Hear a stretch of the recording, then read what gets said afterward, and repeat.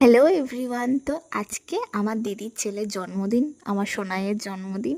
তো তার জন্যই মা বলল ঘরগুলোকে খুব সুন্দর করে সাজিয়ে দাও, কারণ লোকজন আসবে। আর এমনিও আমি আমার ঘরকে খুব সুন্দর পরিপাটিভাবে সাজিয়ে রাখতে পছন্দ করি।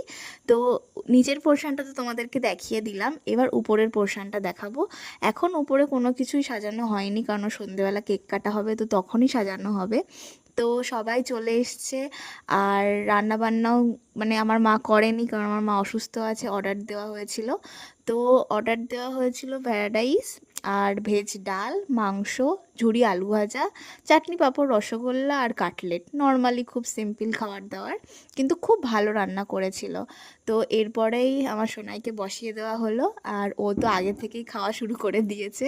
আর ও খুব দুষ্টু, সবাই খুব ভালোবাসা দেবে যেন ও মানুষের মতো মানুষ হতে পারে। ওর এবারেই 4 বছরের জন্মদিন। আর সত্যি বলতে আমি ওকে ভীষণ ভালোবাসি, ও আমার জীবন বলতে পারো। তো সবাই এই যে ওকে খাইয়ে দিচ্ছে, আর সবাই খুব আশীর্বাদ করবে ওকে। তো তারপর আমি বললাম, সোনাই আমাকে একটু খাইয়ে দে। তো ও আমাকেও একটু খাইয়ে দিল। তো তারপরে ওকে খাওয়ানো হয়ে গেলে সবাই খেতে বসে পড়েছিল, আমার 4টে মামা মামি সবাই মিলে, পুরো আমার জয়েন্ট ফ্যামিলি। তো তারপরে সবার খাওয়া হয়ে গেছিলো, তারপরে আমি খেতে বসেছি। আমি বেশি ক্লিপ নিতে পারিনি, কারণ আমার এত খিদে পেয়েছিল, আর খুব দুপুর হয়ে গেছিলো খেতে খেতে। তো তার জন্যই টাটা, আর এর পরের ব্লগ পরে দেখবে।